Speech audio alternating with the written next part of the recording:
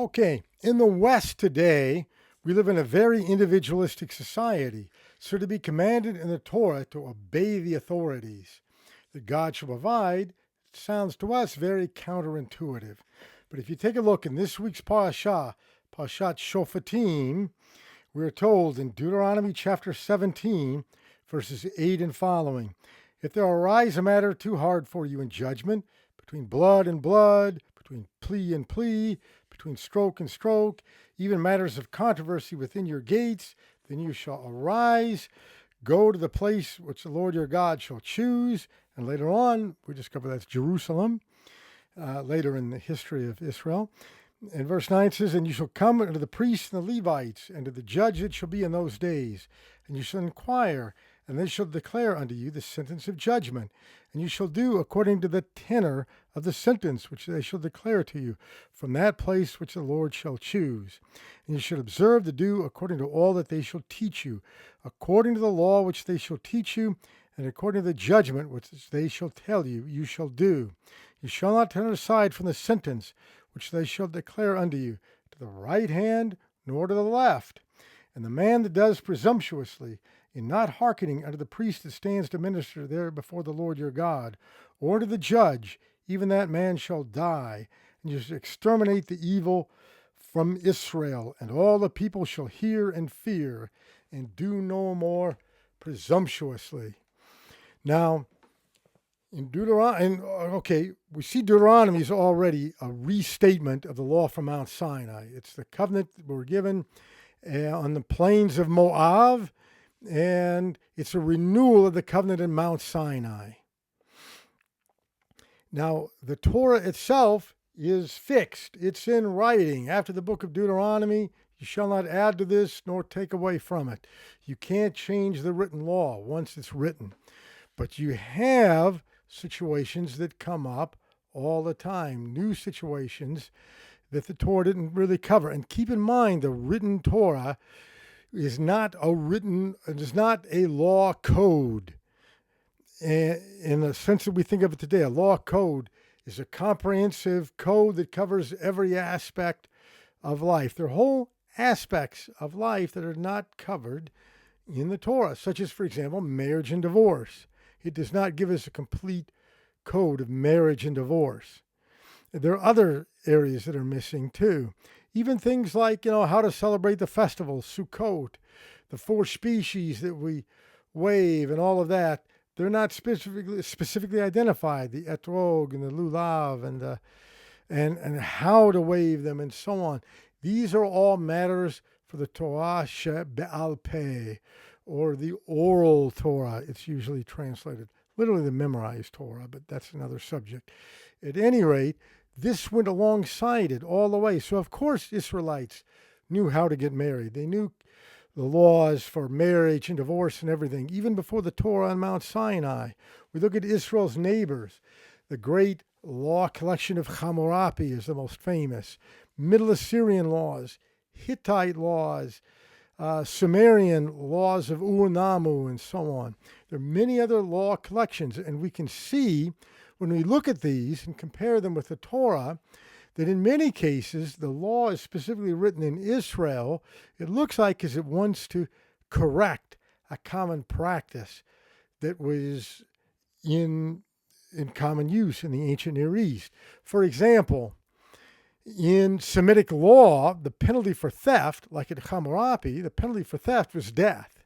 It's a capital crime, stealing. But we see the Torah puts a different set of values on everything. So the penalty for theft is if you turn yourself in, you restore what you stole, plus add a fifth to the price to it, to the victim, and offer an offering to the Lord in the temple, and you've dealt with it. In other words, now if you were caught and you didn't turn yourself in, but you were caught, then you pay double what you stole, and then it goes if you had already fenced it off and so on. The penalties get greater. But bottom line is, crimes against property are treated very differently than the rest of the ancient Near East. The Torah puts a great value on human life. Now, another place where you see the difference is, for example, if my ox gores my neighbor's son, then in Hammurabi's laws, you come and execute my son. It's vicarious punishment, right? And back when I used to work in construction in the States, my boss brought in one day Hammurabi's laws on construction. And in there, if the construction team builds a roof on a man's house and the roof collapses and kills the son of the owner of the house, then they go to the builder, the chief builder, and they execute his son. So if you had laws like that today, I think construction contractors would probably be a little more careful. But at any rate, many of the laws, like the goring ox laws, look like they're there to correct a practice that was already being done, which is vicarious punishment. In the Torah, you are not to execute children for the sins of the fathers, nor fathers for the sins of the children. Vicarious punishment is not allowed. And of course, there are capital cases in the Torah, but oftentimes you're allowed to pay a fine, even in those cases, to get out of it. And there are other ways, and I don't want to get too much into Israelite law right now. But the famous talion is something else that I could mention. The eye for an eye. If you knock out your neighbor's eye, they knock your eye out. You knock out his tooth, they knock your tooth out. The earliest interpretations of that, going back to the Aramaic Targumim and everything, it's the value of an eye and the value of a tooth. That's what you pay. So if you knocked out your neighbor's eye, you owe him the value of his eye, or the value of a tooth, the value of a limb, and so on. They didn't literally gouge your eye out or knock your tooth out in Israelite law. Well, how do we know all of that? The oral Torah, the Torah Sheba'al Peh, that from the beginning went right alongside the written laws that we were given from Mount Sinai. And so then over time, now keep in mind, the Torah is fixed. After Deuteronomy, the Torah is fixed. You can't add to or take away from the written Torah. That's it. But what do you do as circumstances change? Deuteronomy 17, the passage I just read you, gives the rabbis, the leaders in each generation, the right to decide cases. Now, in Hebrew, we talk about the Torah, Torah Moshe, the Torah of Moshe, the Torah of Moses, and we talk about halakha. Halakha comes from the verb halach, meaning to walk.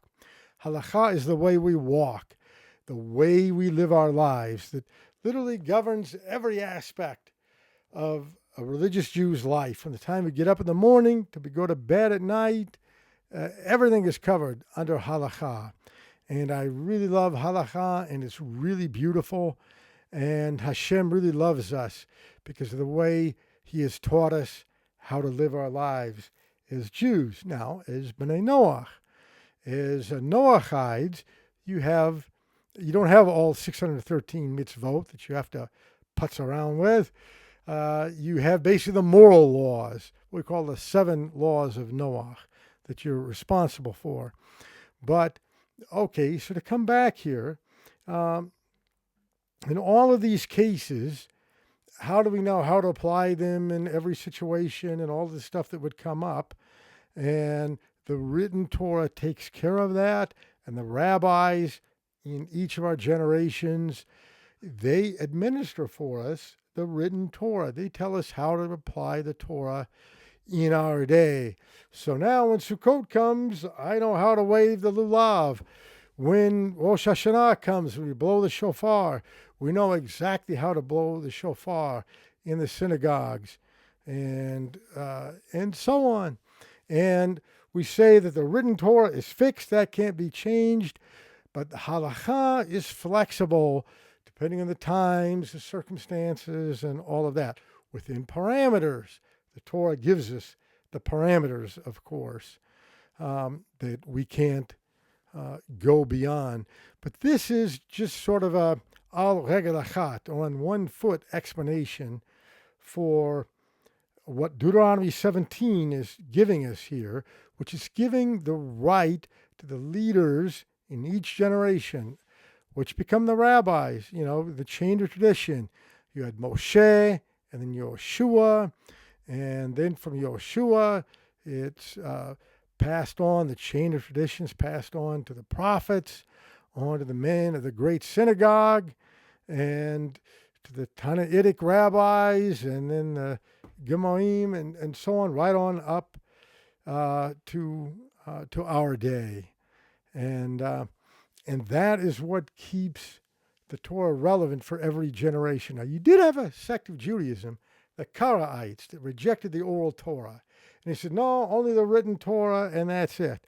But of course, in time, they had their own, ways of interpreting the written Torah and so on. But bottom line is, you really can't do that.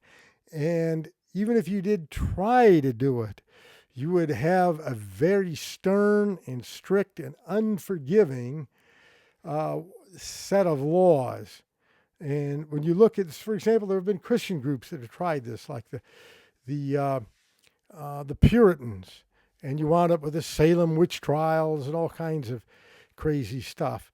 So we need the oral Torah to tell us how to apply the written Torah. And now there are a lot of details on how does this work. That's why I studied in a kollel to be a rabbi, and why I can continue studying the Talmud, the halakha, the great law codes, the shoot literature that we have, and so on, is to apply all of these great laws that Hashem has given us, these great boundaries that He's given us, that give us great security, by the way, to apply those to my own life. Every Jew, not just a rabbi, every Jew is supposed to learn and study Torah, to be educated. We're all supposed to learn, not just the rabbis. The rabbis help us with harder matters, but every Jew is supposed to study Torah to know how best to keep Shabbat, how to keep kashrut, how to keep family purity, how to pray, all of this stuff. And not just the religious leaders. But at any rate, I wanted to, it's one of the most common questions I get from non-Jews is, well, how do you know how to apply this stuff, and what gives the rabbis the right to say or do what they do, and so on. Well, here we see it in this week's parashah, and that's what I wanted to go into. And notice it says, Al tasur, the yamin or the smol. Don't turn aside to the right or to the left. Do all that they command you. Okay, so thank you very much, and may Hashem richly bless your study of His Torah.